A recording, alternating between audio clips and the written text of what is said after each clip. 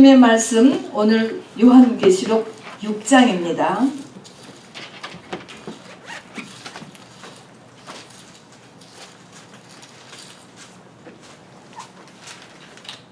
(6장) 한 절씩 저하고 읽겠습니다. 요한계시록 6장입니다. 403페이지.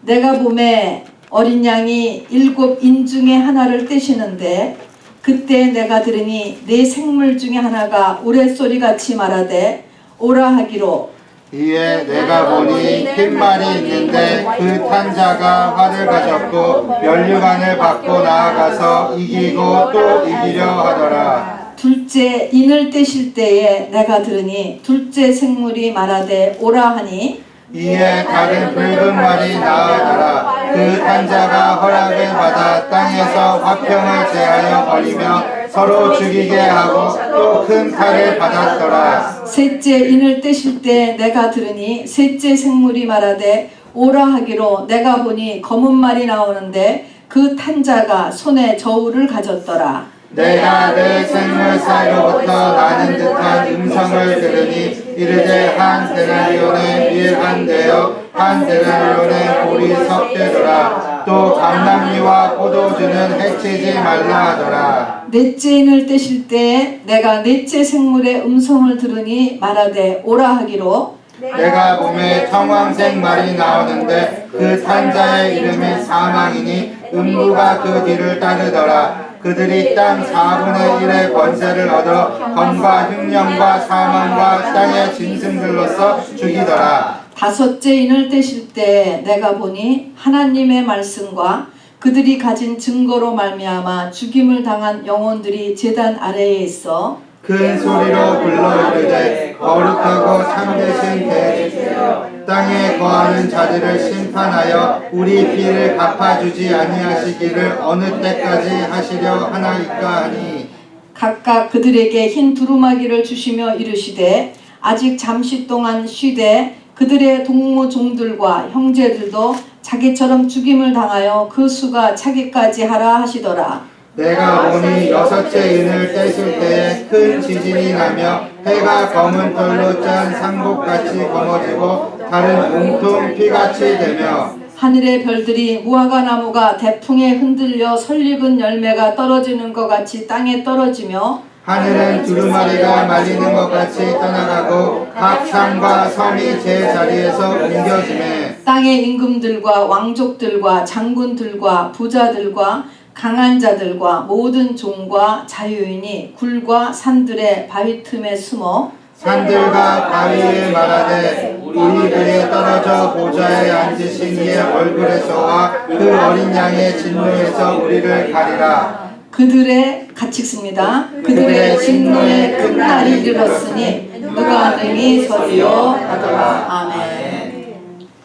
여러분, 우리는 지난 금요일날 요한계시록 4장을 보았습니다. 요한계시록 4장은 하나님의 보좌입니다. 바울의 표현에 의하면 가히 사람의 말로 표현할 수 없다라고 이야기했습니다.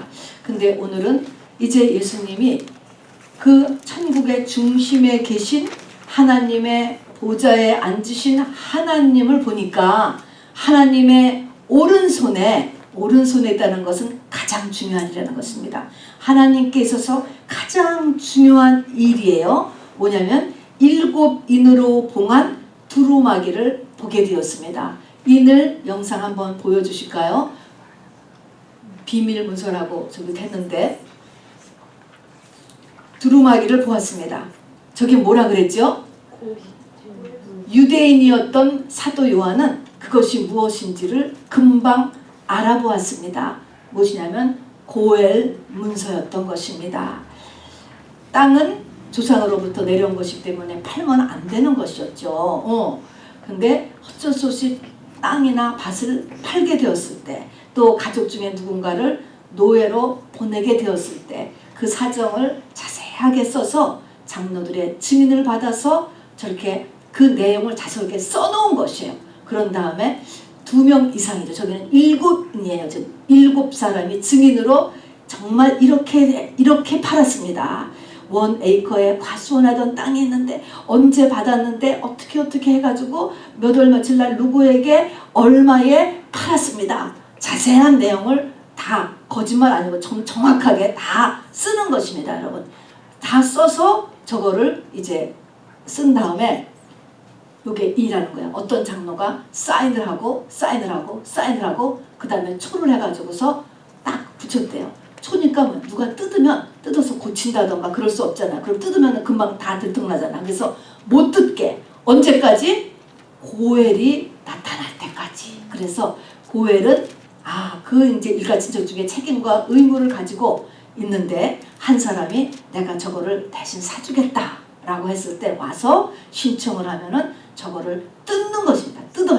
뜯으면 거기에 있는 사정이 다 있잖아요. 그걸 다 이제 갚아주는 것입니다. 그래서 히브리의 음력으로 그냥 고엘인데 그 고엘이 다른 말로 기업 물을 자, 구세주, 리디머 같은 말입니다. 구세주라는 말이 저 고엘을 해주는 사람을 구세주라고 했습니다. 저를 따라서 여기서 해봐야죠. 고엘, 기업 물을 자, 리디머, 구세주. 하나님께서 정해주신 법이기도 하고 풍습이 돼버린 이스라엘만 있는 고엘 제도예요. 그런데 그래서 하나님의 오른손에 고엘 문서가 있는 것을 발견을 했습니다. 그런데 크게 울었다 그랬어요. 왜 울었다 그랬죠? 저 고엘 문서를 해줄 사람이 없기 때문에, 고엘을 해줄 사람이 없기 때문에. 그런데 고엘을 해줄 사람이 있는 것을 알았지요. 누구였죠? 예수님입니다. 그래서 예수님이 나와서 고엘을 하기로 했습니다. 자, 그러면은 저 비밀 문서, 고엘 문서인데 하나님 오른손에 두루마기라고 하는 건데 저 고엘 문서가 언제 만들어졌을 것 같아요, 여러분? 언제 만들어졌지, 고엘 문서가? 창세기 아담이 범죄할 때 만들어진 거죠. 아담이 범죄할 때. 그러면은 저 속에는 어떤 내용, 누가 지금 잡혀 있을 것 같아요? 저 안에. 누가 지금 구속함을 받아야 돼요? 누가 지금 잡혀 있어야 되냐면은 저 안에는 나도 들어있고 모든 태어나는 사람은 다 지금 잡혀 있는 거예요. 빛으로 다 잡혀 있는 상태인 것입니다. 사람이 저기에 잡혀 있고 그 다음에 사람 외에도 모든 피조물도 다 저기에 지금 잡혀 있습니다. 모든 피조물, 자연 환경도, 기후도, 또 인류의 역사도, 그리고 시간도 다 사단에 속해 있다고 했어요. 이런 것들이 다 마귀한테 잡혀 있는 것입니다. 자, 그래서 이제부터는 이거를 예수님이 고해를 다 하시겠다. 예수님이 할 수 있을까요? 없을까요? 하나님이시기 때문에 어떤 내용이든지 간에 다 할 수 있는 것입니다. 이것이 우리가 5장까지의 내용이죠. 그래서 예수님은 저 고해를, 저거는 정말 예쁘게 붙였네요. 그죠? 그래서 예수님이 이 고해를 하시기 위해서 이사야 53장에 보면 예수께서 채찍에 맞음으로 너희가 나음을 입었다. 그래서 예수의 삶에서 채찍을 맞으신 것이죠. 또 그가 가난케 사심은 우리로 부유케 하기 위함이다. 또 그가 죽으시고 살아나심으로 인해서 영원히 지옥 가게 될 우리의 영혼을 영원토록 구하셨죠. 하여튼 그 모든 것들을 시간, 자연환경 같은 모든 것들이 다 예수님께서 다 고엘이 되셨습니다. 자, 근데 우리가 주일에도 설명을 했지만 이 고엘을 하려면 고엘 해주는 사람도 자격심사를 해야 돼요. 또 고엘을 받는 사람도 자격심사를 해야 된다고 했잖아요. 고엘을 해주는 사람은 정말 일가 친척인가, 또 그만한 능력이 있는가, 또 내가 자원해서인가. 예수님은 그만한 능력이 있어요, 없어요? 있으니까 됐죠. 자, 그럼 이제 고엘을 받는 측이 문제, 받는 측. 우리 루시 그래가지고 그 검사를 다 받았다 그랬잖아요. 10장로를 통해서. 그래서 고엘을 받아서 보아스하고 결혼을 하게 된 것입니다. 그런 것처럼 이 땅에서 받을 사람도 검사를 이렇게 해야 됩니다. 자, 그래서 이 땅에서 고엘을 받을 사람, 자격심사를 하는데 이제 이것이 영적인 것이기 때문에 여러분이 영감을 발휘해야 돼요. 하늘에서는 이미 예수님이 다 끝냈어요.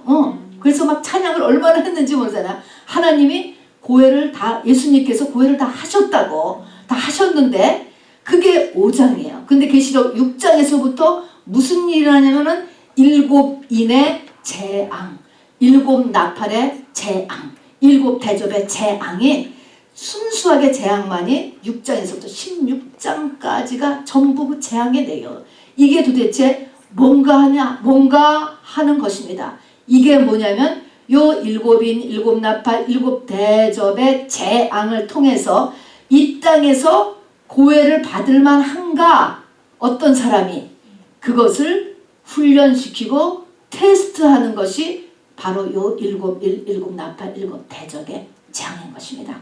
그러니까 성령 받은 사람은 누구나 달 것 없이 7인의 재앙부터로 빨려 들어가게 돼 있어요. 예외가 되는 수가 없습니다. 애굽을 탈출한 이스라엘 사람들이 한 명도 빠짐없이 다 광야로 나왔잖아요. 그런 것처럼 여기서 예외될 수 있는 사람은 없습니다. 자, 그래서 이제 저 7인을 이제 띄는 것입니다. 여러분, 근데 저 속에 무엇이 들어있을까? 그 써있는데, 그 팔린 것에 대해서 써있는데, 한번 그 내용을 한번 생각해 보세요. 와, 이 지금 판 그 땅의 주소는 어디고, 우리 아버지로부터 내가 몇 살에 물려받았고, 거기는 사과를 갖고 따든가 그래 수입 1년에 얼마나 나왔고, 그런데 얼마에 누구에게 팔았다. 또 어떤 밭이 있는데 주소가 어디고, 또 무슨 농사를 지었고, 또 근데 얼마에 누구한테 팔았다. 그런 것도 있겠죠. 또 아들을 노예를 보냈으면은 우리 아들이 정말 몇 살이고, 이름은 뭐고, 갈 때에 나이는 몇 살이었고, 학교는 어디까지 다녔고, 체중은 얼마가 됐었는데 어디에서는 어디의 집에 노예를 갔다. 그 내용들이 전부 좋은 내용이에요, 나쁜 내용이에요? 전부 안 좋은 내용들이죠. 저 안에 써있는 내용들은 전부 빚에 잡힌 내용들을 쫙 여기 써있는 거예요. 근데 저거를 띈대. 이제 띄어서 왜 띄어요? 뭐를 잡혔나를 알아야지 그거를 물려주잖아요. 그러니까 그래서 그걸 봐야 되는 거예요. 이 띠라, 이 7인을 띄는 것이 아까 했지만 인재앙, 나팔장, 대접장이라고 했습니다. 그러면 이 6인, 7인, 7 나팔, 7 대접장은요, 너무너무 어떻게 보면 간단해요. 요한계시록의 반 이상, 3분의 1을 차지하고는 이 재앙은 뭐 때문에 일어나느냐? 저거를 다 띄잖아요. 띄기면은 그 속에 이제 죄목이 아니고 막 빚이 쫙 나와 있잖아. 빚 문서니까. 이 빚을 예수님이 갚아주셔, 안 갚아주셔? 어떤 것이든지 다 갚아주실 수가 있잖아. 예수님은 하나님이시니까. 그런데 다 갚아주는데 사람이 저거를 안 띄는 거야. 확짝 다 뛸 때까지. 왜 띄라고? 그래서 다시 말하면 네 안에 있는 죄를 다 드러낼 때까지 7인, 7 나팔, 7 대접의 재앙이 오는 거예요. 언제 끝나요? 내 죄가 다 드러났을 때. 그 말은 7인을 다 띄면 활짝 펴놓기만 하면 뭐든지 다 해주신다니까. 예수님이 지금 저 고해를 해주려고 하는데 말을 안 하잖아. 말을 안 하니까 못 해주는 거예요. 그러니까 저거를 딱 피는 거가 이게 우리의 해야 될 일인 것입니다. 내 안에 있는 죄를 어떻게 다 드러내느냐. 그러면 크게 내 안에는 무슨 죄가 있어요? 우리가 태어날 때 다 원죄를 갖고 나죠. 영의 그 속에 원죄가 깔려 있어요. 그 다음에 덮고 있는 거가 조상죄예요. 조상죄. 그 다음 깔려. 그 다음이 내가 평생에 지은 죄를 자범죄라고 합니다. 이것을 이제 위에서부터 훑어나간 거죠. 내가 지은 죄. 그 다음에 조상죄를 내가 깨달아서 이거 다 털어버려야 되는 거예요. 그러면 맨 밑에 가서 뭐가 남을까? 원죄가 남는 거죠. 자기의 원죄를 보는 사람. 그 원죄를 보니까 어땠어요? 자기는 죄덩이, 흙덩이, 죄로 된 흙덩이 외에는 아무것도 아니로구나. 그래서 시편 51편에 다윗이 이렇게 고백했어요. 내가 모태에서 죄 중에 잉태하였나이다. 그냥 자기는 태어나기를 죄인으로 태어난 아무것도 아닌 흙덩이에 불과하다.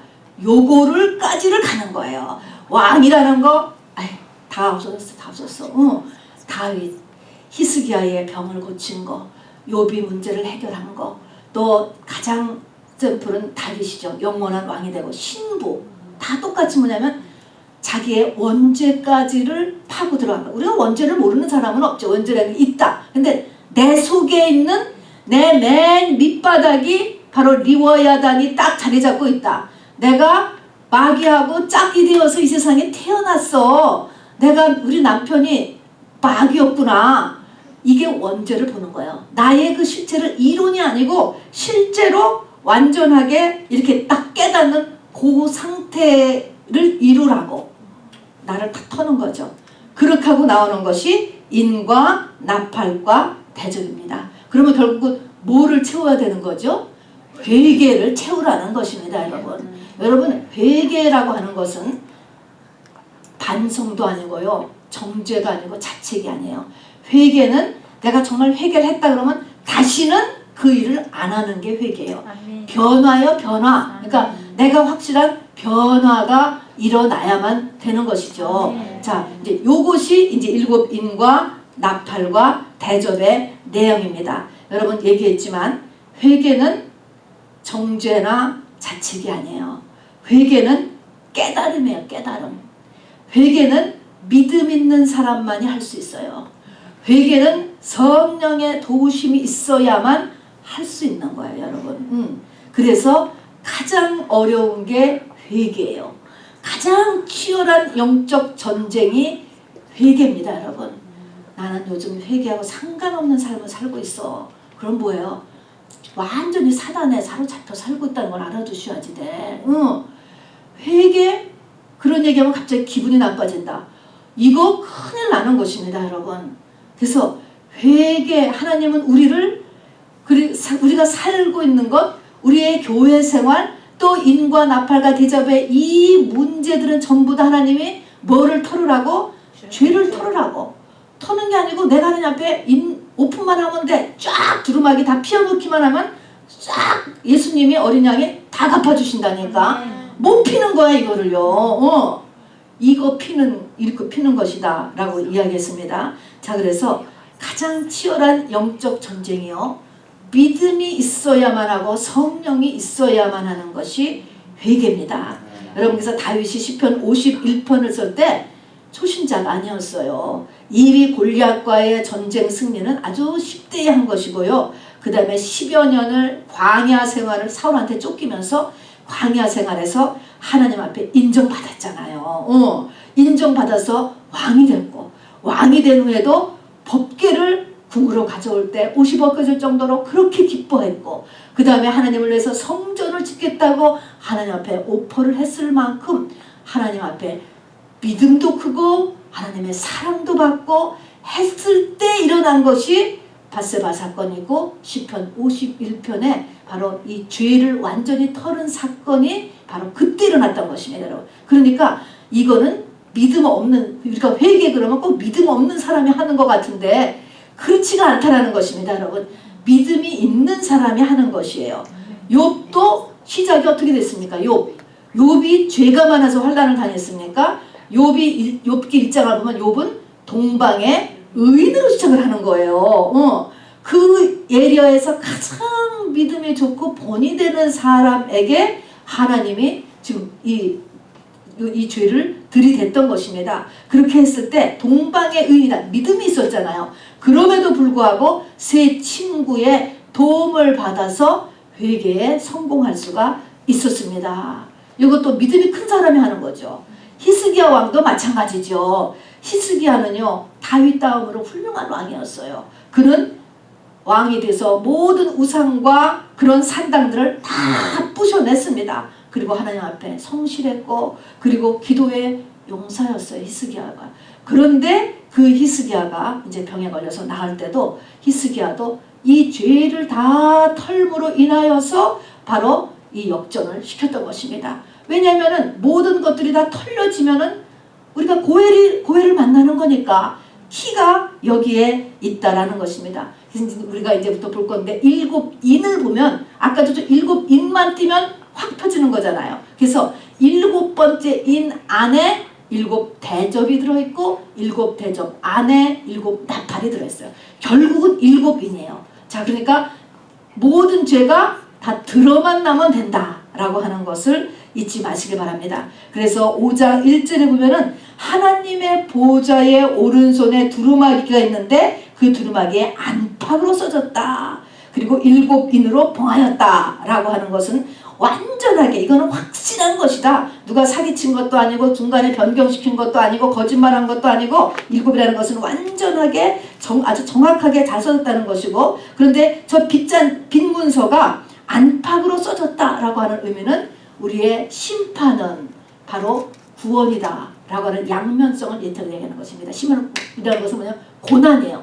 재앙이에요. 문제는 뭐하고 붙어 있어요? 나의 구원과 붙어 있다는 것입니다. 하나님이 문제를 던져줬을 때는 하나님은 나를 구원하시기 위해서 문제를 던져주었다라고 하는 것입니다. 자, 그래서 고난을 당하는데 그것은 내 영혼육의 온전한 회복을 위한 발걸음이요, 축복을 향한 발걸음이라고 하는 그 하나님의 뜻을 잊어버리면 안 됩니다. 자, 그럼 여러분 요거 좀 집사님 좀 나눠주시겠습니까?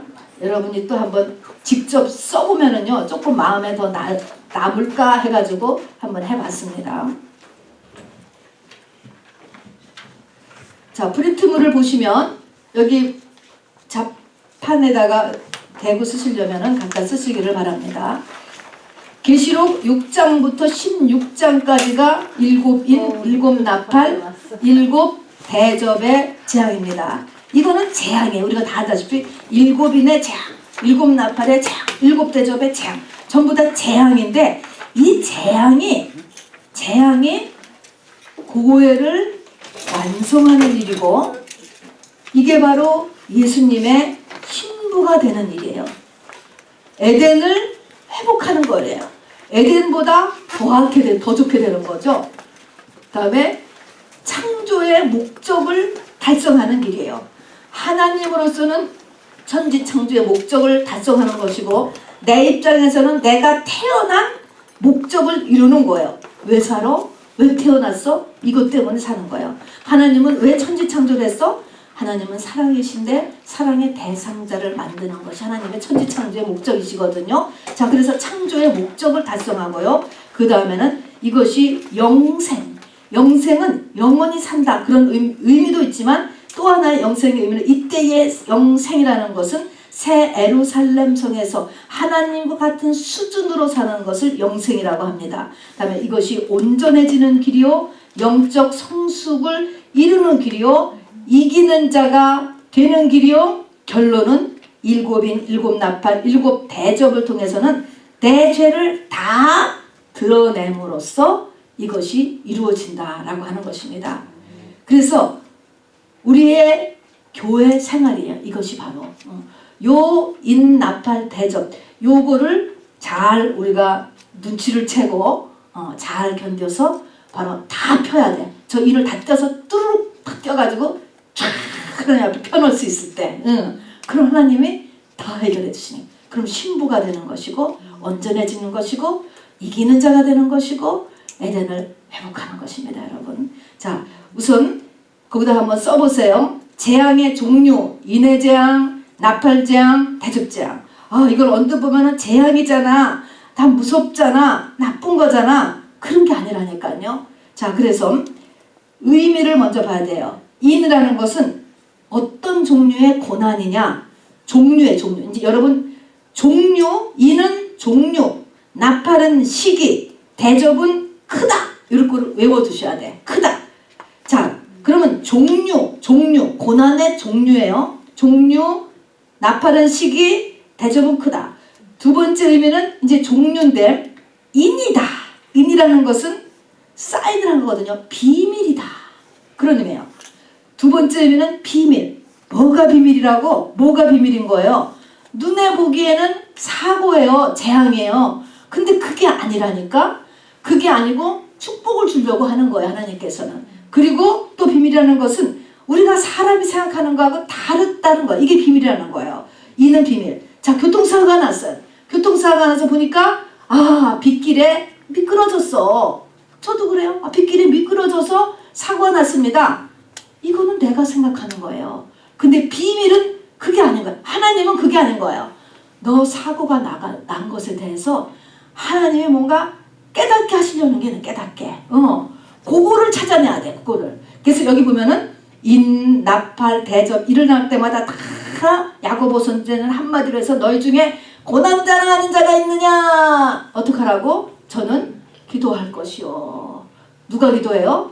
자기가요. 기도할 것이요. 특히 몸이 아프면 어떻게 합니까? 교회의 장로들을 청할 것이요. 그는 왜 그래요? 자기보다 믿음이 좋다고 생각하는 사람한테 듣기 위해서예요. 비밀을 듣기 위해서. 나는 단순히 길이 미끄러져서 차가 미끄러졌다. 이렇게 했는데 우리 상관이 나빠서 레인포를 하겠다. 그거는 내가 보는 거고 세상이 보는 게 아니고 비밀이 있다는 거예요. 영적인 세계. 그 비밀이라는 것을 잊지 마시기를 바랍니다. 죄하고 관련된 거. 죄. 이게 세상이 보는 죄가 아니죠. 하나님이 보시는 죄죠. 그 다음에 나팔은 시기라 그러죠. 시기. 그래서 나팔의 두 번째 의미는요. 이 나팔은 우리가 복음을 나팔이라고 해요. 복음의 나팔을 불어라 그러잖아요. 그래서 나팔하는 것은 말씀이 있어야 돼요. 말씀. 두 번째는 나팔을 이스라엘 사람들의 나팔을 한번 부르면요. 깜짝 놀랄 거야. 소리가 얼마나 큰지 몰라요. 정말로. 꽉 울려요. 깨라는 거야. 깨. 나팔의 의미는 말씀과 깬다라는 의미가 있어요. 왜 우리를 깨라고 했을까? 뭐 우리가 잠자나? 자죠. 성경은요. 말세를 준비하는 거에 첫 번째가 깨어라. 우리가 그러면 안 깨면 어떠는데? 안 깬 거는 어떤 상태인데? 잠잔다 그랬어요. 잠자는 게 뭐죠? 세상에 취하는 거예요. 여러분. 자기의 영에 상관을 안 하고 세상에 열심히 사는 거가 잠자는 거예요. 그를 취하는 거예요. 내가 성령에 취하지 않으면 반드시 세상에 취해 있어. 둘 중에 하나요. 제정신에 사는 사람은 없어요. 여러분. 누구나 내가 지금 저 사람 하나님 앞에 미친 것 같아. 그런 소리 안 들었거들라. 세상 포도주에 취해 있구나. 라서 그것이 좋은 일이라 할지라도 먹고 마시고 시집가고 장가 사고 팔고 다 건전한 일임에도 불구하고 그것만 하면 안 돼요. 그러면은 그게 자는 거예요. 세상에 취해 있는 거예요, 여러분. 그래서 이 세상에 취해 있지 않고 이것을 깨는 거예요. 깨어라! 깨어라라는 것이 나팔의 의미를 가지고 있습니다. 그리고 대접은 크다. 이 크다라고 하는 의미는 당시에 대접이 큰 그릇을 했겠지만 이 대접의 의미는 끝이에요. 죽음이에요. 죽음. 두말할 것 없이. 한 개인으로 보면은 죽는 거고요. 인류의 역사로 보면은 이제 주님이 오시는 거죠. 그래서 설명에다가 여러분은 이 대접 끝이 있다라는 것을 여러분 명심하고 이 끝이 내 맘대로가 아니에요. 나는 120살까지 살 거야. 나는 그렇게 하고 싶어. 내가 의지를 발동할 거야. 그거는 내 사정이고요. 이게 인과 나팔과 대접이 누구 손에 달려있냐면 하나님 손에 달려있는 거예요. 그래서 끝이 있다라는 것을 볼 때마다 여러분 세월을 아낄 줄 알아야 돼요. 기회를 아낄 줄 알아야 돼요. 내가 항상 모든 것이 이렇게 내가 하고 싶은 대로 되지 않아. 건강도 또 뭐 어떤 헌신도 모든 것도 다 하나님의 때. 그래서 세월을 아끼고 기회를 아끼라라고 하는 것이 끝 죽음이 있습니다. 자 그러면은 여러분 이제 7인을 해보겠어요. 제가 동그라미를 그렸잖아요. 이 동그라미에다가 여러분 7개 중에서 동그라미 위에다가 여기 아이고 7에다가 위에다가 1 첫 번째 인 하나 둘 셋 넷 다섯 너무 크게 그렸다. 다섯 일곱 이게 크다 그래서 의미가 있잖아요. 제가 잘못 그려서 그래요. 자 셋째인 넷째인 다섯째인 여섯째인 일곱째인이라고 했는데 자 여러분 쓰셨어요? 네. 써보세요. 자 7가지 있습니다. 자 그런데 7째인은 특별해. 이 7째인에는 그 안에 뭐가 들어가 있냐면 짠 7 대접이 들어가 있어요. 대접. 그리고 일곱 대접 안에 또 뭐것이 들어가 있냐면 짠 일곱 아니죠. 이게 대접이고 나팔. 일곱 나팔. 일곱 나팔. 이게 다 들어가 있어요. 그러니까 결국은 일곱 인 안에 다 들어가 있는 거예요. 일곱 인, 일곱 나팔. 그래서 요 안에 3겹이에요. 그러니까 일곱 번째 인은 일곱 나팔로 풀어지고 일곱 나팔에서 일곱 번째 나팔 되면 또 일곱 대접으로 풀어지고 그래요. 이렇게 쓰세요. 이렇게. 자, 그렇게 한 다음에 첫 번째 인은 우리 아까 쭉 읽었어요. 제가 그냥 간단하게 여러분이 암송하라고요. 그냥 한 절씩 한 단어로 가르쳐 드릴게요. 맨 첫 번째의 재앙은 사람이 미혹받는 거예요. 미혹. 예수님께서도 말세에 대해서 얘기하실 때 맨 처음에 너희가 사람의 미혹을 받지 않도록 주의해라 이야기했습니다. 사람 조심하는 거예요. 미혹. 두 번째는 전쟁이에요. 전쟁은 나라 사이에는 전쟁이지만 개인적으로는 사람 사이에 불화죠. 이혼을 하게 된다거나 형제끼리 또 뭐 부모 자녀끼리 갈등을 일으켜서 싸우게 된다거나 하나님이 하시는 거예요. 세 번째는 돈 문제죠. 경제. 네 번째는 병이에요. 병을 주는 겁니다. 다섯 번째는 순교. 하나님 일을 하고 대가 없어요. 여섯 번째는 자연재해. 이런 것들, 나에게 일어난 문제가 여기에 여섯 번째까지에 속해 있으면 뭐예요? 아, 하나님이 나에게 무엇을 원하시는가 라는 것을 생각을 해보라는 것입니다. 그래서 이제 이런 여섯 가지가 있는데 얘는 요거를 하면서 마태복음 24장을 한번 열어보시기 바랍니다. 마태복음 24장. 마태복음 24장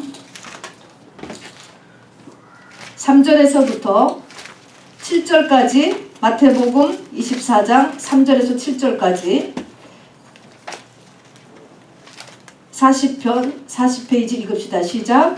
예수께서 감람산 위에 앉으셨을 때 제자들이 조용히 와서 이르되 우리에게 이르소서 어느 때 이런 일이 있겠사오며 또 주의 임하심과 세상 끝에는 무슨 징조가 있사오리까. 자, 주의 임하심과 세상 끝의 징조를 지금 물었습니다. 지금 이제 마태복음의 종말론입니다. 첫 번째 하신 말씀이죠. 4절 시작. 예수께서 대답하여 이르시되 너희가 사람의 미혹을 받지 않도록 주의하라. 미혹이에요. 이 첫 번째인 미혹. 여러분 조심 잘 생각해야 돼. 이 미혹이라는 것도. 그냥 미혹이래 이렇게 하지 말고 잘 생각해야 돼.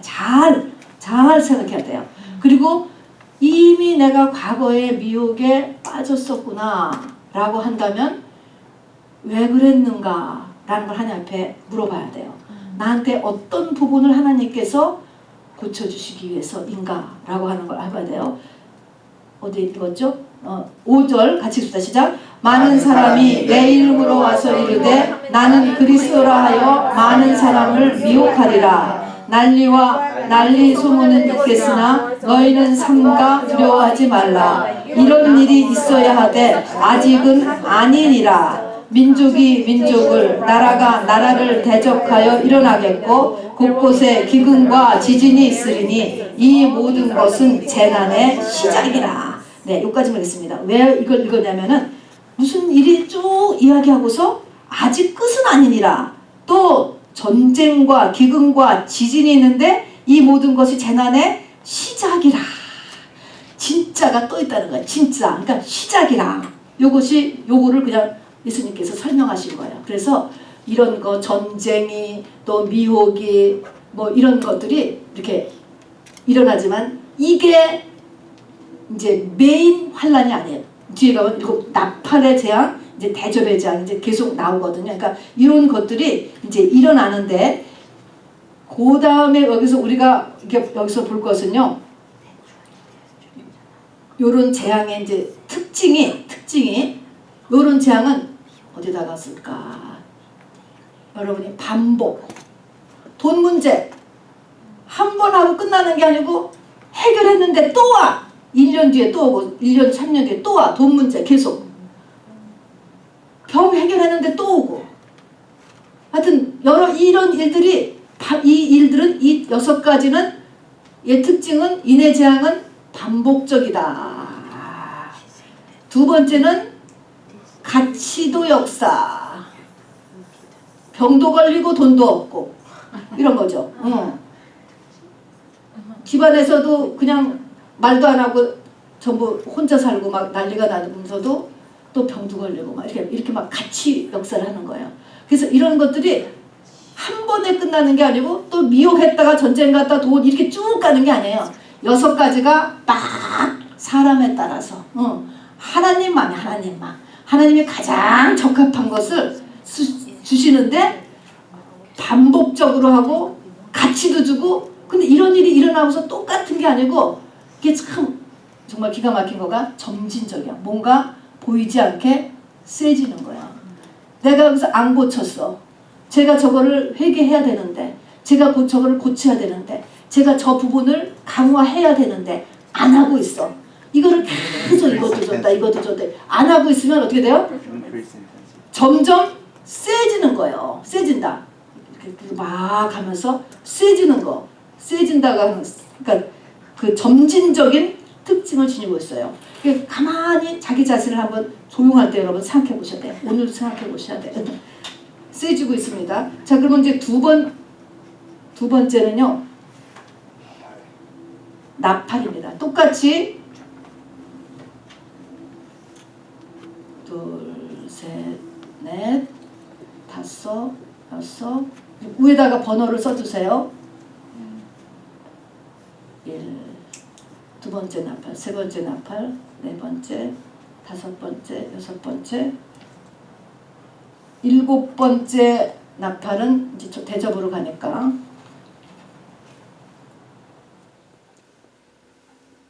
대접으로 가요. 대접.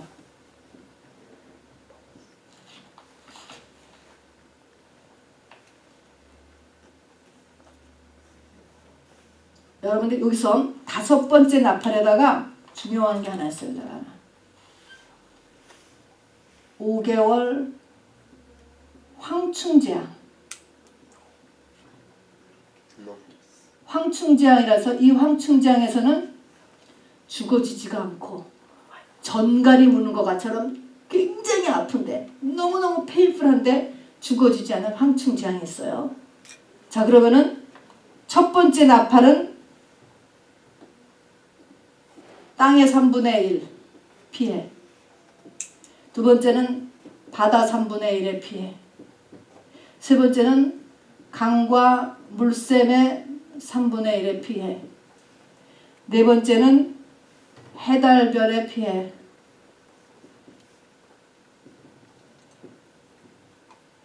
다섯 번째가 무적행의 열림. 여섯 번째가 유브라데 전쟁.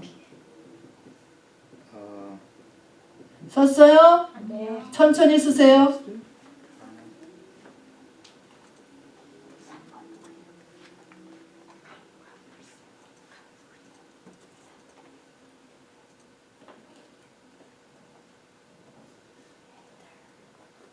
일곱 나팔이죠. 쓰셨습니까? 썼어요? 근데 여러분이 크레용이나 매직펜이 있으면 여기를 딱 금을 거요. 제가 너무 중요하게 생각해요. 이 5번째 나팔까지를 가면 안 돼요. 해달별. 여기가 아주 절대 일로 넘어가면 안 돼. 여기까지 해서 우리가 끝내야 돼. 딱 금을 거놓으세요. 자, 그러면 우리가 이거를 보면은 땅의 3분의 1이 피해받는 어떤 일, 바다의 3분의 1이 피해받는 어떤 일, 강과 물샘의 3분의 1이 피해받는 어떤 일, 이렇게 그냥 보니까 이게 나하고 생각이 안 되는데 우리가 종말론은요 항상 인류 역사의 종말이 있고 개인의 종말이 같이 가는 거예요. 같이 가거든요. 그러면 이게 땅과 개인의 종말로 보면 여러분 지금 땅, 바다 이거를 5대양 6대주라고 하죠. 5개 바다, 6개 땅이에요. 자, 그럼 이것이 5대양 6대들을 한 사람으로 치면 뭐라 그러는지 아세요? 5장 6부라고 하는 거예요. 내 속에 있는 5장이 뭐 간, 심장, 배, 신장 이런 걸 여러분이 찾아보고 근무하는 거예요. 내 속에 있는 내 신체 기능의 5장 중에 하나, 간의 3분의 1이 나간 거. 그런 의미예요, 이것이. 간의 3분의 1이 나가고, 뭐, 심장의 신분의 심장 수술을 받게 되었다든가, 이런 땅, 그러면은, 이렇게 5장을 생각하고, 그 다음에 5대양 6대주, 그 다음에 6부, 5개 바다구나. 5개의 바다, 6개 5대양 6대주 땅. 이렇게 생각하시면 돼요. 그래서 바다의 3분의 1 하면은 바다. 여기가 이것이 그러니까 5장의 3분의 1. 요거는 6부의 3분의 1. 그러니까 하여튼 사람의 기관이에요. 기관. 인체 기관. 내 속에는 위장, 대장, 소장, 간, 지라 여러 가지 찾아보면은 사람의 기관이 5장 6부로 되어 있어요. 요것이 땅, 바다의 의미고요. 그 다음에 간과 물샘은 그러니까 신경계통과 호르몬계통이에요. 이게 간과 물샘이라고 하는 거예요. 그런 것에 3분의 1의 타격을 받는 거예요. 뭔가 탁 문제가 생긴 것입니다. 그 다음에 해달별은요. 창세기에 보면은 요셉이 꿈을 꿨는데 해달별을 뭘 얘기냐면 해달별이 절을 하는 것이 아버지, 엄마, 형제를 해달별로 묘사했어요. 그래서 이거는 자기가 의지하고 있는 존재 또는 나에게 항상 해달별은 우리가 항상 있잖아요. 항상 될 줄 알았던 게 안 되는 거야. 사람이 숨 쉬는 건 맨날 하는 건 줄 알았는데 숨을 내가 제대로 못 쉬어서 뭐 달고 달아야 된다든가 나는 걸음을 그냥 맨날 걷는 줄 알았는데 이게 지폐기를 앉으면 못 걸어 다니는 상태가 됐다든가 맨날 늘 하는 건 줄 알았던 것을 못하게 되는 게 이게 해달별이에요. 아니면은 늘 확실하게 의지하고 있던 존재.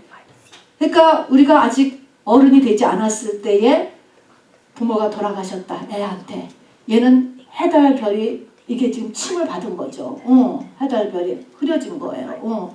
아버지가 돌아가시고 어머니가 돌아가셨다 일찍 열몇 살에 그런 건 이렇게 피해를 받은. 그런데 이게 왜 여기서 거르냐면은 요때까지 뭐가 준비가 되냐 이게 지금 막 돌고 그 다음에 3분의 1을 치는 데까지 지금 막 인생이 돌아서 이렇게 이거는 나이가 어릴 수도 있고 많을 수도 있어요. 하나님의 부르는 그릇에 따라서 달라요. 어쨌든 이게 막 도는데 여기까지 쳤을 때 뭐가 돼야 되냐면은 신부가 돼야 돼요. 여기까지. 여기에서 요렇게 얻어 맞았는데도 못 했다. 못 깨달았어요. 못 깨달았으면 무저갱이 열리게 돼요. 무저갱에서 어둠이 올라가게 돼요. 흑암시대. 그래서 이 인류의 역사적으로 이때부터 우리가 7년 환란이라는 말을 쓰잖아요. 7년 환란이 있어요. 이것이 다니엘서 9장에 나오는 말인데 인류의 마지막에 한 일회가 나와요. 그래서 7년이 나오는 거예요. 7년 환란에 넘어가게 돼요. 그리고 이 무저갱이 열리게 되면은 이제 믿음이 다 떨어지는 거야. 하나님이 더 생각이 안 돼. 할 수가 없어. 생각이 안 돼 버려져. 어둠이 들어와가지고 이때부터 회개한대요. 그리고 이때 이 무저갱이 열리는 대로 넘어가면 안 돼. 요 기로에서 요렇게 됐을 때 빨리 눈을 들어서 하나님을 바라보고 신부의 믿음으로 가려고 팍 발걸음을 돌려야 돼. 그러니까 이렇게 되면은 땅의 것을 이제 딜하면 안 돼. 하늘의 것으로 딜해야지. 속사람을 딜해야 된다고요. 속사람 성장에 팍하는. 그래서 여기 요 7년 환란으로 넘어가면 안 된다라고 하는 것입니다. 자, 그래서 여러분 그 밑에 써놓은 것을 보면요. 이 14만 4천이 이제 우리가 7장에 바로 붙어 있는데 14만 4천은 재림을 외치는 하나님의 사람들이에요. 꼭 뭐 목사라고는 할 수 없지만 세례 요한이 예수님의 초림을 위해서 부름받은 사람인 것처럼 예수님의 재림을 준비하기 위해서 부름받은 사람이 14만 4천이에요. 자, 근데 그 당시에 이렇게 재림을 그 당시에 주님이 오시기 전에 이렇게 준비해야 될 그 시대의 사람이지만 영적으로 보면은 이게 신부 믿음이에요. 그러니까 같이 우리가 보시면 돼요. 그러니까 이게 주님의 재림이 이제 우리가 조금 아직도 시간이 있거든요.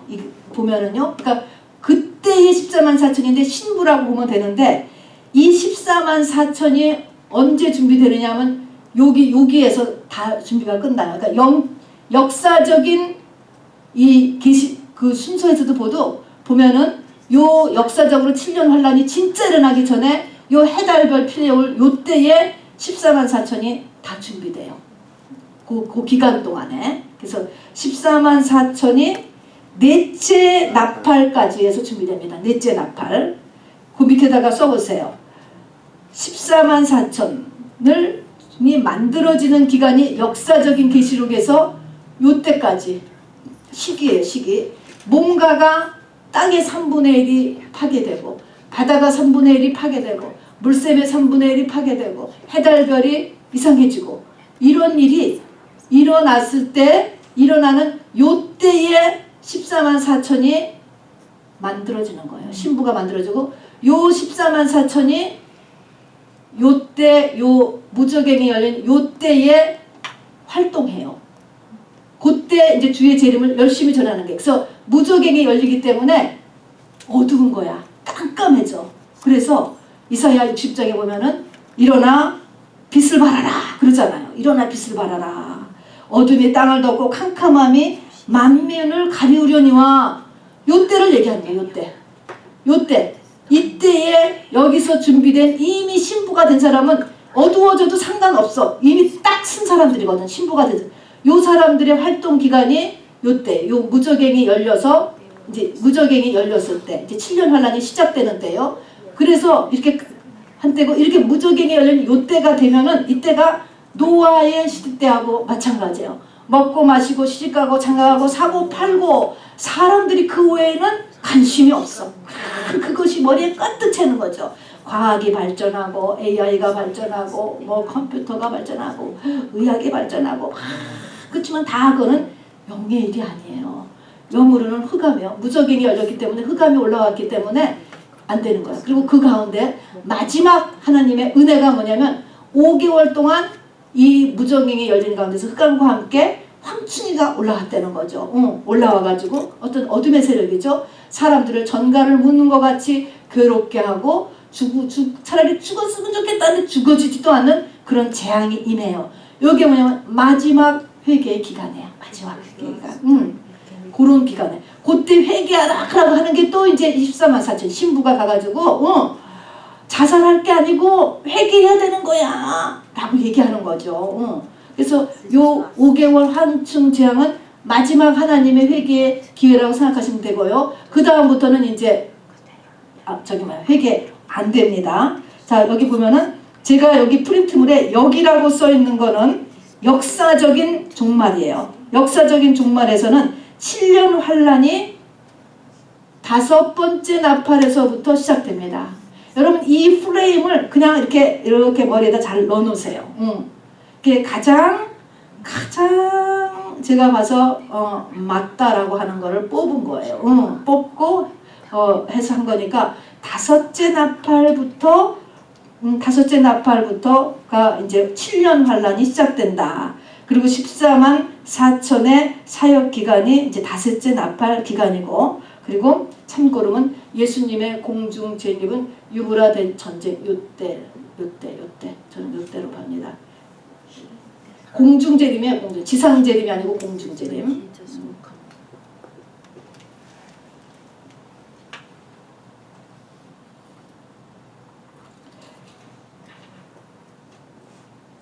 여기에다가 요 줄을 여러분 잊지 마세요. 이런 6가지의 재앙이 뭐 재앙이라기보다는 어떤 사건이다 이렇게 하는 게 더 낫겠죠. 이런 6가지 사건이 내 인생에서 반복적으로 일어나고 또 여러 개가 같이도 일어나고 막 일어나다가 어느 날 큰 피해가 왔어. 뭐에 피해가 와요? 건강에 오는 거예요. 항상 건강에. 아니면은 해달별 해가지고서 어떤 뭐 하여간 큰 일이 일어나는 거겠죠. 대부분이 건강에 오는 거예요. 그러니까 땅, 바다, 뭔가 3분의 1, 내 기관에 3분의 1에 크게 문제가 생기는 일이 일어나든가, 그 다음에 정상적인 생활하는 거를 못하게 되거나 뭐 큰일이라든 내가 의지하던 것들이 무너지는 일들, 좌불초대를 들고 나갈 수 없게 됐다든가 뭐 이런 이렇게가 생기면 이것이 여기서 내가 잘못 액션을 하면은 무적행이 열린다라는 걸 알아주시라. 제 말은 이게 너무 중요하다는 거예요. 이렇게 생겼을 때 확 믿음을 영의 복음으로 완전히 들어가야지 돼요. 그래서 이때 이거를 당하고서 빨리 14만 4천 신부 믿음으로 들어가느냐, 안 들어갔다간 요 무적행에 그냥 하나님이 여는 거예요. 사람이 여는 게 아니고 무적행이 열려요. 그럼 그 사람은 지나고 나서는 믿음이 완전히 거꾸로 가 있는 경우가 너무 많아요. 이렇게 어려움을 당하더니 믿음을 다 잊어버리네. 무적행이 열린 거예요. 그럼 이제 끝난 거야. 끝난 거. 이제 그 다음에는 끝난 거가 뭐냐? 끝난 거가 대접이에요. 대접은 끝이라고 그랬잖아요. 죽는 거예요.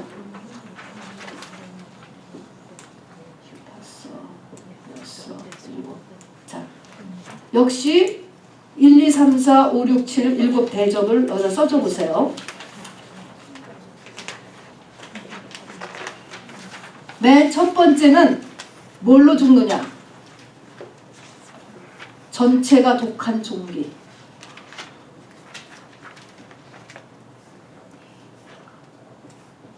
암이 몸에 다 퍼졌다. 그런 건 것 같아요. 참 이게 지금 2000년 전인데도 이렇게 독한 종기라는 표현을 썼는지 모르겠어요. 독한 종기. 그 다음에 바다가 전체 피가 됐대.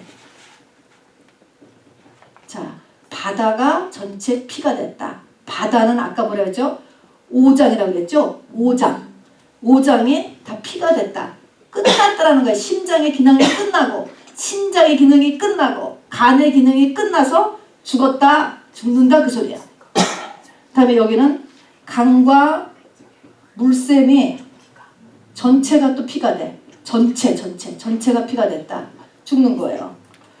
세 번째는 해. 아까 해달별이 피해가 왔잖아요. 해가 사람을 타 죽여요.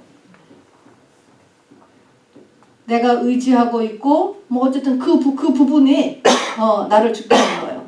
다섯 번째는 극한 통증이에요. 모르는 하여튼 극한 너무너무 아픔이 심해가지고 죽는 거예요.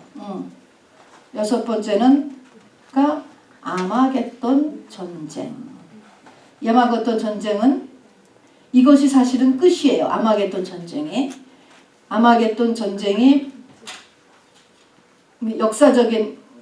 역사적인 지금 종말론 했을 때는 아마겟돈 전쟁이라는 것이 일어나요.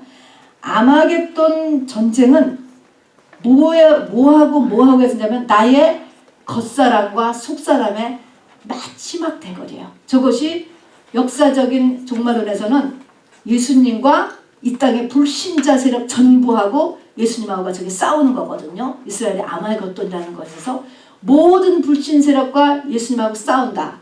이것을 나로 보면은 마지막에 가서 내가 하나님을 붙잡느냐 안 붙잡느냐 요 싸움이에요. 이게 굉장히 치열하고 우리가 꼭 기억하고 있어야 돼요.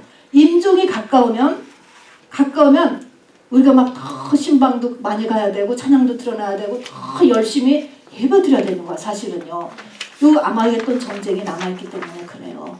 마지막에 가서 믿음을 포기하는 경우도 참 많아요. 겉사람과 속사람의 싸움이에요. 우리가 두 가지가 항상 같이 있잖아요. 근데 좀 이렇게 막 어려움을 당하다 보면은 마지막에 가서 시기가 13이지. 그래서 요 아마겟돈 전쟁이 아주 마지막 전쟁이에요. 인류 최후의 전쟁, 내 안의 마지막 전쟁.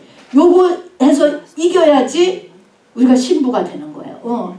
설령 내가 여기서 명이 다해서 끝났다 할지라도 여기서 이겨야지 신부로 들어가는 거지. 100년이 문제야. 100억 년을 사는데 이때 가서 아이고 하나님 뭐 이러고서는 가버리면은 아무것도 안 돼. 그 다음에 이 마지막은요. 이게 일곱째 대접이라기보다는 계시록 16장 17절부터 21절을 보세요. 이거는 되었다. 새하늘과 새 땅이 되는 상태입니다. 요한계시록을 다시 한번 잠깐만. 계시록 16장 17절부터 21절까지 보겠습니다. 계시록 16장 17절부터 21절. 이거는 이 지구가 새롭게 되는 거예요. 새롭게 되는 거. 여기는 아마겟돈 전쟁에서 이제 예수님이 이기셨어. 역사적으로는 예수님이 이겨. 우리는 어떨지 몰라. 근데 예수님이 아마겟돈 전쟁 이겼습니다. 자, 그러면 17절부터 읽읍시다. 시작. 일곱째 천사가 그 대접을 공중에 쏟음에 큰 음성이 성전에서 보좌로부터 나서 이르되 되었다. 자, 되었다. 되었다. 여러분 이 되었다 잊지 마세요. 예수님이 십자가상에서 다 이루었다 그러셨잖아요. 다 이뤘다. 고해를 다 끝낸 거예요. 예수님이 고해를 다 하늘에서 끝내고 이제는 이 땅에서도 다 된 거예요. 고해를.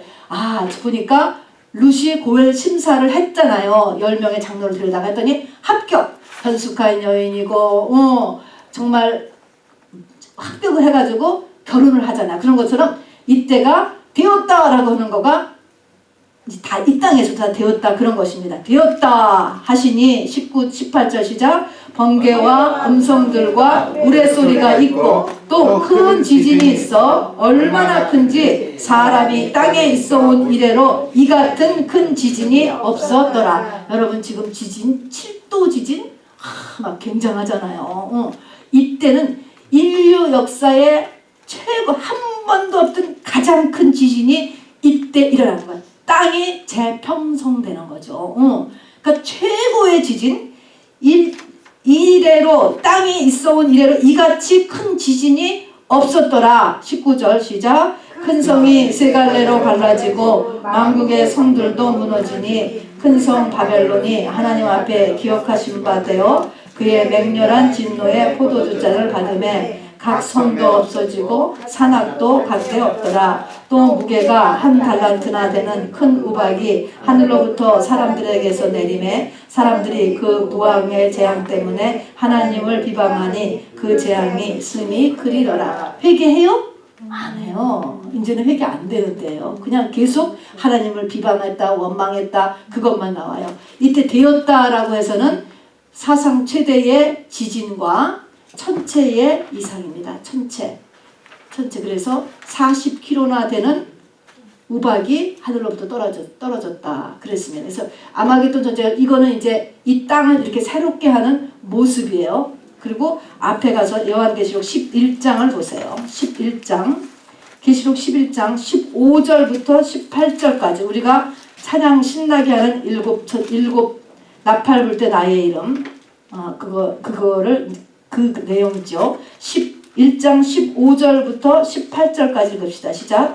일곱째 천사가 나팔을 불매 하늘에 큰 음성이 나서 이르되 세상 나라가 우리 주와 그의 그리스도의 나라가 되어 그가 세세토록 왕노릇 하시리로다 하니 하나님 앞에서 자기 보좌에 앉아있던 24장로가 엎드려 얼굴을 땅에 대고 하나님께 경배하여 이르되 감사합나니 옛적에도 계셨고 지금도 계신 주 하나님 곧 전능하시니요 친히 큰 권능을 잡으시고 왕노릇 하시도다. 이방들이 분노하매 주의 진노가 내려 죽은 자를 심판하시며 종 선지자들과 성도들과 또 작은 자든지 큰 자든지 주의 이름을 경외하는 자들에게 상 주시며 또 땅을 망하게 하는 자들을 멸망시킬 대로소이다 하더라. 자, 이게 뭐냐면 일곱째 천사가 나팔을 불매. 일곱째 천사가 나팔을 불매. 여기죠? 일곱째 나팔 재앙이잖아요. 일곱 나팔 재앙이 이거 전체를 다 포함하는 거예요. 그래서 그래서 나팔 불 때 나의 이름, 그 말은 이제 이게 다 된 거를 이거는 찬송가니까 그렇게 얘기한 거예요. 이거 성경에 푸른 게 아니고. 그래서 요 나팔 7째 천사가 나팔 불 때하는 것은 요걸 얘기하는 거예요. 대접장 전체 이게 다 죽음이에요. 다 죽음과 연결되어 있어요. 그리고 이제 아마겟돈 전쟁, 역사적인 종말론에서는 아마겟돈 전쟁을 끝이어서 대지진과 천체 이상으로 이제 다 끝이 나게 됩니다. 종이를 펼어주세요. 두 번째입니다. 그래서 아마겟돈 전쟁은 개인의 종말론을 본다면 겉사람과 속사람의 마지막 갈등이야. 전쟁은 갈등. 어떻게 할 것인가? 아이고, 교회를 가. 뭐 하나님을 믿어. 마지막 전쟁이 있다니까, 여러분. 이거 전쟁이 있다는 걸 알아두셔야지 돼. 내가 이때까지 잘못 믿었다. 이런 정도가 아니에요. 진짜 전쟁이 있다니까. 벌써 아프면 교회 안 나오기 시작하잖아요. 다 잊어버린 거야, 믿음을. 마지막 전쟁이에요. 그리고 역사적으로는 모든 불신 세력과 예수님과의 마지막 전쟁으로 예수님의 지상 재림이 일어나고 지구의 천년왕국이 시작됩니다. 7인으로 보여진 두루마기를 펴듯이 결국 7인으로 보낸 저 두루마기예요. 저 두루마기 속에 어디 갔지? 7인 요 두루마기를 쫙 다 피라는 거야. 다 펴. 다 피라고 7 대접, 7 나팔을 하나님께서 일으킨다. 이 말인 거예요. 그래서 7인 속에 조 속에다가 요 내용들을 다 집어넣었어요. 그러니까 이게 굉장히 영적인 내용인데 내용을 풀면 그렇습니다. 자, 그래서 결국은 우리가 이제 죄를 다 털어야 되는구나 라는 걸 이제 보게 됩니다. 이걸 보세요. 그러면 회개를 해야 돼. 성공하는 회개는 아래 3가지를 반드시 잊어버리시면 안 돼요. 첫 번째는 말씀과 기도를 통한 성령의 비추임, 성령의 도우심이 있어야 됩니다. 절대로 생으로 죄가 안 생각나요, 여러분. 그러니까 반드시 성령의 도우심, 밑줄에서 성령. 성령은 어떻게 우리에게 옵니까? 말씀을 볼 때, 기도를 할 때, 예배를 드릴 때. 그렇잖아요. 성령을 받는 게 아니고 성령 충만이 있어야 회개가 이루어진다. 그것도 내가 아주 진한 죄, 깊은 죄들은 조그만한 성령과 조그만 양의, 말 좀 이상하네요.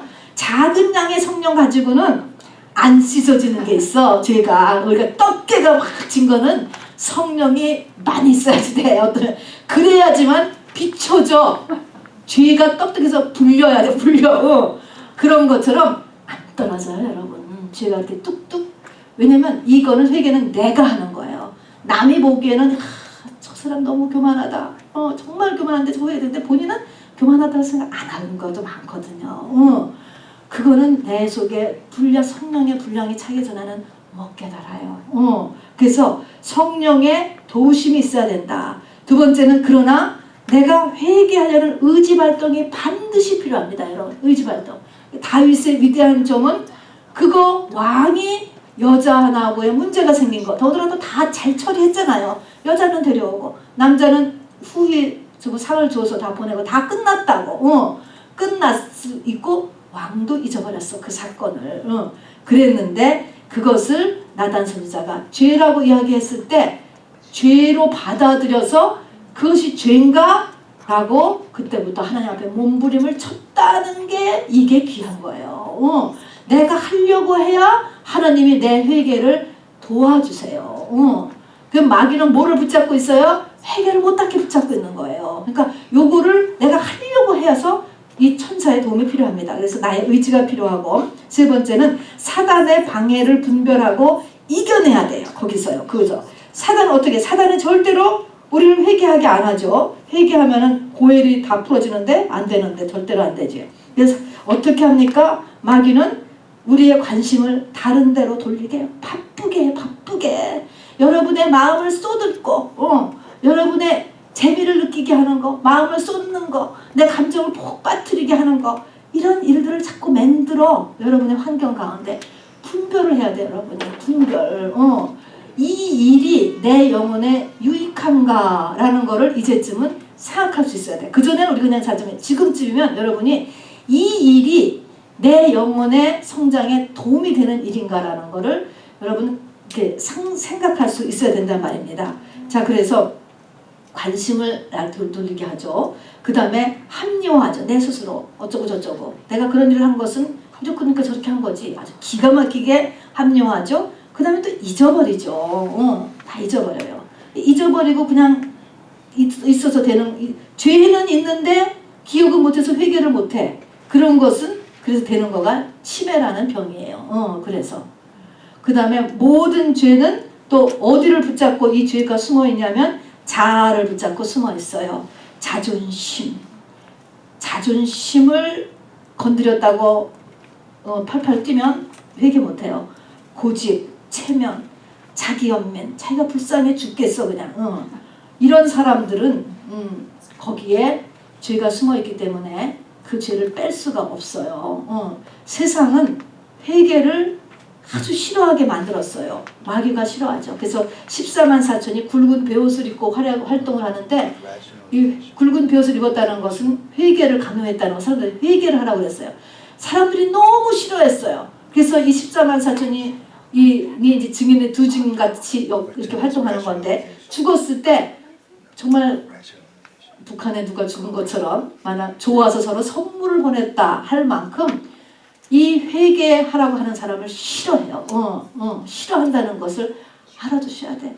불편해하는 거죠. 그리고 영이 싫어하는 것입니다. 자, 그래서 이래서 이 세 가지를 잊지 마시고, 그 다음에 이제 법궤를 보면은 법궤가 하나님이 우리를 만나 주셨던 유일한 장소가 법궤 위에 속죄소였습니다. 법궤에다가 만나와 쌍난 지팡이와 두 돌판을 넣고 뚜껑을 닫고 피를 가득히 부었을 때 하나님께서 거기서 말씀하시고 만나 주셨다고 그랬어요. 죄가 덮여져야 돼요. 그래서 근데 이 법궤 속에 들은 만나 쌍난 지팡이 두 돌판은 모든 인류의 죄가 또 이 세 가지 속에 다 들어가 있습니다. 그런데 이 죄를 세 가지로 구분을 했는데, 이 세 가지 죄 가운데 왜 이렇게 구분했는가 보니까 여러분 순서가 있어요. 순서. 죄할 때 일단 무슨 일이 생겼을 때 남 탓을 하면 회개의 성령이 임하질 않아요. 햇볕이 비치는데 양산 피는 거, 비가 오는데 우산 쓰는 거하고 똑같아요. 성령이 임하질 않는, 회개가 안 임해. 그래서 이것이 다 누구 잘못과 누구 잘못 사이에서 나는 피해자야 요러고 앉아있으면 절대로 문제 해결이 안 돼요. 남 탓을 금지하는, 남 탓, 누구 탓, 환경 탓.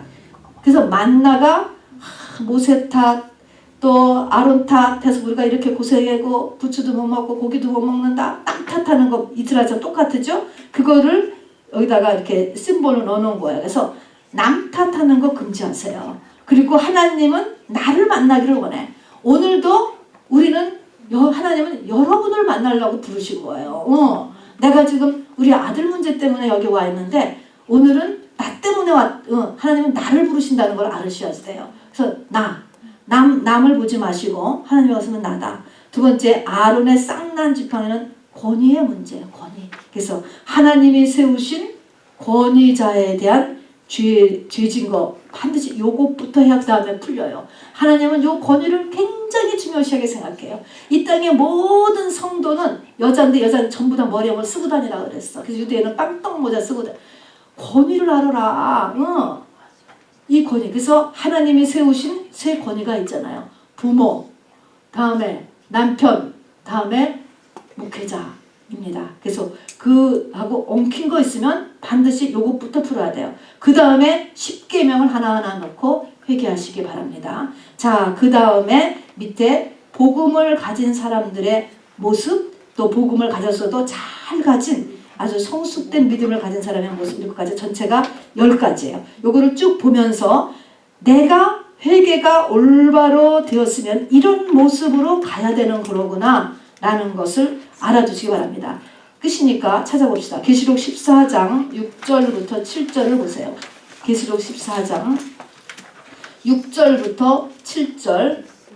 14장 6절 7절 읽어봅니다. 시작. 또 보니 다른 천사가 공중에 날아가는데 땅에 거주하는 자들 곧 모든 민족과 종족과 방언과 백성에게 전할 영원한 복음을 가졌더라. 아멘. 자, 복음의 내용인데 영원히 변치 않는 복음의 내용이에요. 네가 복음을 받았어? 복음을 받았으면 이 세 가지가 확실히 있어야 된다. 이래서 영원히 가져가 가야 할, 영원히 계속되는 복음이다. 이런 뜻에서 영원한 복음이에요. 그러면은 7절 읽어보세요. 시작. 그가 큰 음성으로 이르되 하나님을 두려워하며 그에게 영광을 돌리라. 이는 그의 심판의 시간이 이르렀음이니 하늘과 땅과 바다와 물들의 근원을 만드신 이를 경배하라 하더라. 이게 복음을 가진 사람의 모양새예요. 첫 번째는 뭡니까? 하나님을 두려워할 줄 알아야지 돼요. 두 번째는 영광을 하나님께 돌릴 줄 알아야 돼. 하나님께 영광 안 돌린다는 것은 무슨 말이지? 내가 영광을 취하는 거야. 내가 잘해서, 내가 헌신해서, 내가가 아니고 하나님이 하게 하셔서. 그래서 하나님께 영광을 돌리고, 세 번째는 하나님을 경배하라 하는 것입니다. 하나님은 하늘과 땅과 바다와 물들을 만드시고 그들을 심판하시는 하나님이세요. 그래서 하나님을 경배하라. 여러분, 경배라는 것은 무슨 뜻입니까? 경배는요, 하나님 우선의 삶을 사는 걸 경배해요. 내가 하나님을 개떡같이 여기고서 경배는 이루어지지 않아요. 여러분이 무엇을 할 때 우선순위를 정해요.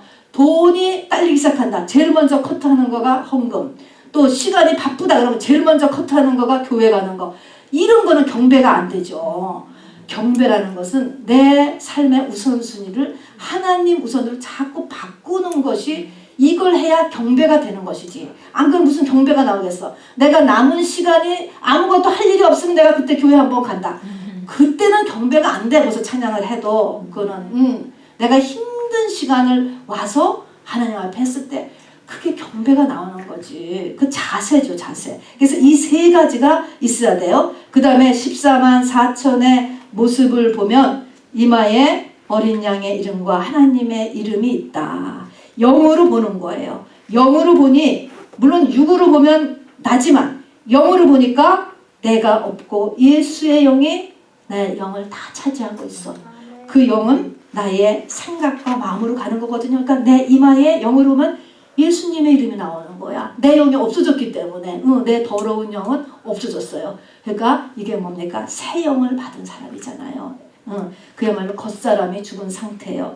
두 번째는 여자로 더럽히지 아니한 자, 예수만이 구원의 길이라는 것에 대한 확신이 있는 사람이에요. 그리고 어린 양이 인도하는 대로 어디든지 따라가는 자다. 이 말은 환경이 되는 대로 그냥 산다라는 의미가 아니에요. 어린 양이 인도하는 대로 따라간다는 것은 로마서 8장에 보면은 영을 따르는 사람과 육을 따르는 사람이 있다. 내 안에 육신이 있고 영이 있다는 거예요. 이 둘이 늘 갈등을 한다는 거예요. 이 갈등을 내가 분별을 하고서 그 중에서 영을 따라갈 수 있는 사람이라는 것이죠. 내 속에 이게 없지 않아요. 육이 훨씬 강해요. 그런 의미입니다. 그 다음에 처음 익은 열매다. 예수 같은 사람이고 입에 거짓말이 없고 흠이 없는 자들이다. 합당치 않은 말을 안 할 수 있는 사람이죠. 다음에 굵은 베옷을 입은 사람, 회개하는 사람, 또 회개를 전하는 사람, 또 주의 재림을 확신하는 사람. 14만 4천은 주님이 다시 오신다는 것을 확실히 알고 그걸 전하는 사람들이거든요. 그것이 14만 4천, 앞으로 생길 14만 4천뿐 아니고 바로 4천년 전, 3천년 전에도 하나님의 사람들은 그랬다는 거죠. 승천한 사람들, 에녹이 말입니다. 유다서 에녹이 이렇게 얘기했어요. 주께서 그 수많은 거룩한 자와 함께 임하셨나니 재림을 보는 거예요. 몇천 년 전에. 이렇게 우리가 신부된 사람은 재림을 확신하는 거예요. 확신. 이런 모습들이, 이런 10가지가 우리가 가야 될 모습들이에요, 여러분.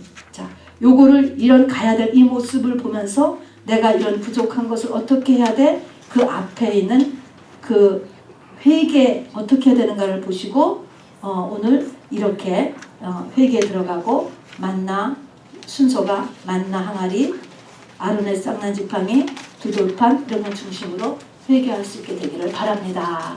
자, 우리 찬송 한 곡하고 마무리 기도하겠습니다.